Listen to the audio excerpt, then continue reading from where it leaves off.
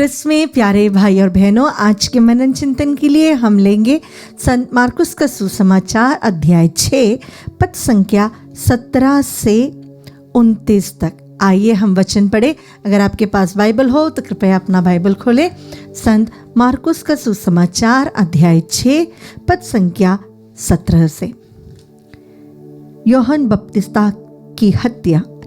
हेरोद ने अपने भाई फिलिप की पत्नी हेरोदियस के कारण यूहन्ना को गिरफ्तार किया और बंदीगृह में बंद रखा था, क्योंकि हेरोद ने हेरोदियस से विवाह किया था और यूहन्ना ने हेरोद से कहा था, अपने भाई की पत्नी को रखना आपके लिए उचित नहीं है।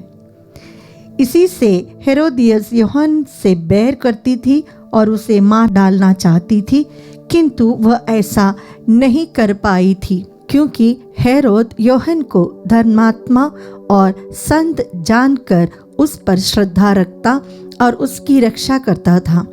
हेरोद उसके उपदेश सुनकर बड़े असमंजस में पड़ जाता था, फिर भी वह उसकी बातें सुनना पसंद करता था। हेरोद के जन्मदिवस पर हेरोदियस को एक सुअवसर मिला। उस उत्सव के उपलक्ष्य में हेरोद ने अपने दरबारियों, सेनापतियों और गलीलिया के रईसों को भोज दिया। उस अवसर पर हेरोदियस की बेटी ने अंदर आकर नृत्य किया और हेरोद तथा उसके अतिथियों को मुग्ध कर दिया। राजा ने लड़की से कहा, जो भी चाहो मुझसे मांगो, मैं तुम्हें वे दूंगा। और उसने शपथ खाकर कहा, जो भी मांगो, चाहे मेरा आधा राज्य ही क्यों ना हो, मैं तुम्हें दे दूंगा। लड़की ने बाहर जाकर अपनी माँ से पूछा, मैं क्या मांगू? उसने कहा, यूहन्ना बपतिस्ता का सर। वह तुरंत राजा के पास दौड़ती हुई आई और बोली, मैं चाहती हूँ कि आप मुझे इसी समय थाली में यूहन्ना बपतिस्ता का सर दे दे। राजा को धक्का लगा, परंतु अपनी शपथ और अतिथियों के कारण वह उसकी मांग स्वीकार करना नहीं चाहता था। राजा को धक्का लगा, परंतु अपनी शपथ और अतिथियों के कारण वह उसकी मांग अस्वीकार करना नहीं चाहता था। राजा ने तुरंत जल्लाद को भेजकर यूहन्ना का सिर ले आने का आदेश दिया। जल्लाद ने जाकर बंदीगृह में उसका सिर काट डाला और उसे थाली में लाकर लड़की को दिया, और लड़की ने उसे अपनी माँ को दे दिया। जब यूहन्ना के शिष्यों को इसका पता चला तो वे आकर उसका शव ले गए और उन्होंने उसे कब्र में रख दिया। क्रिस्त में प्यारे भाई और बहनों, आज माँ कलीसिया संत यूहन्ना बपतिस्ता का शहादत में मनाती है। आज के दिन हम यूहन्ना बपतिस्ता, उनका डेथ कैसे हुआ, उनकी मृत्यु कैसे हुई, उसके ऊपर मनन चिंतन करते हैं। आज के इस पाठ में 3-4 किरदार है जो यूहन्ना बपतिस्ता, हेरोद, उनकी पत्नी हेरोदियस और उनकी बेटी सलोमी। मैं आप लोगों के सामने हेरोद के ऊपर कुछ चर्चा करना चाहूँगी। हम सबके अंदर एक हेरोद है। हमें सच्चाई क्या है पता है, क्या अच्छा है, क्या सही है, क्या गलत है, इसकी समझ तो हमें है। लेकिन कई बार हम भी हेरोद के समान अपनी सहूलियत के अनुसार अपना जीवन जीना चाहते हैं। तो हम जो गलत है, अगर हमें वो अच्छा लग रहा है तो भी हम वो कर लेते हैं। गलत जानते हुए भी हम उस गलती को इस तरह जस्टिफाई करते कि वह सही में सच दिखने लगता है। कभी कभी हम इतने बड़े पोस्ट में हैं या अधिकार में हैं कि परिवार के मुखिया के तौर पर है, तो हमने जो कहा गलत है, लेकिन फिर भी हम सबके सामने वो स्थापित करना चाहते हैं कि वह सही है, मैं गलत नहीं हूँ।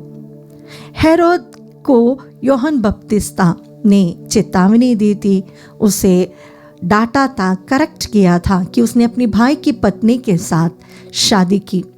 वो गलत था, लेकिन हेरोद को उस गलती का एहसास होते हुए भी वह कभी भी उस गलती को सुधारने की कोशिश नहीं की। हमारे पारिवारिक जीवन में, आज की इस दुनिया में एक्स्ट्रा मैरिटल अफेयर्स बहुत ज़्यादा बढ़ते जा रहा है। हमें पता है कि हम अपने जीवन साथी के विरुद्ध गलत कर रहे हैं। हमें पता है कि यह पाप है। हमें पता है कि ईश्वर का वचन इसके लिए हमें अनुमति नहीं देता। हमें पता है कलीसिया ये चीज़ नहीं एक्सेप्ट करेगी। हमें पता है कि समाज भी ये बातें एक्सेप्ट नहीं करेगी, लेकिन फिर भी हम उस पाप में रहना चाहते हैं। हमें वचन सुनना अच्छा लगता है, रिट्रीट्स में जाना अच्छा लगता है। अपने आप को बदलना, अपने आप में जो करेक्शंस करना है वो हमें पसंद नहीं, विशेष रूप से अगर कोई आत्ममारू पाप हो। यहाँ हेरोद भी वैसा ही था। यूहन्ना बपतिस्मा ने जब उसे करेक्ट किया था तो उसे पता था कि वह गलत है, लेकिन वह उसे चेंज नहीं करता।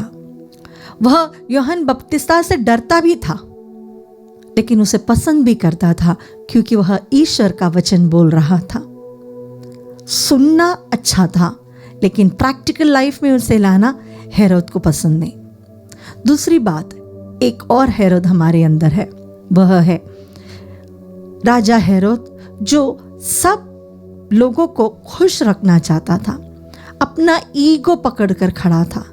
सच्चाई क्या है जानते हुए भी, अपनी पत्नी को यूहन्ना बपतिस्मा से नफरत थी ये जानते हुए भी, जब उसने मांगा उनका सर, हेरोद ने सोसाइटी को देखा, सामने बैठे अतिथियों को देखा, रईसों को देखा। गलत को अगर मैं गलत कहूं तो लोग मेरे बारे में क्या सोचेंगे कि राजा ने अपना प्रॉमिस नहीं रखा। प्यारे भाइयों बहनों, लाइफ में हम जब लोगों के सामने खड़े हैं और हमें सही डिसीजन लेना है, तब हम अपने आत्मसम्मान को ध्यान दें, ना कि लोग क्या सम्मान मुझे देंगे, लोग मेरी कितनी प्रशंसा करेंगे, लोग मेरे बारे में क्या सोचेंगे, यह ना देखें। हमारे अंदर जो प्रभु है वह हमें कैसे दिखता है। जब संसार और ईश्वर का वचन एक साथ हमारे सामने हो और लोग हम पर हंस रहे हैं कि तुमने अगर वचन को लिया तो तुम मॉडर्न नहीं हो, तुम पुराने ज़माने के लोग जैसे हो, तुम बहुत रिलीजियस हो, तो क्या हम सही जानते हुए भी संसार के वैल्यूज़ को चूज़ करेंगे? आइए आज हम अपने आप को प्रभु के सामने रखते हुए अपने अंतरतम की जांच करें कि प्रभु, मेरे अंदर जो हेरोद है वो कैसा है। प्रभु, मैं कितना सच जानते हुए भी गलत को चुनता हूँ। प्रभु जी, मुझे यह कृपा दे कि सच्चाई को एक्सेप्ट करूं, पाप के मार्ग से हटकर सही मार्ग पर चल सकूं।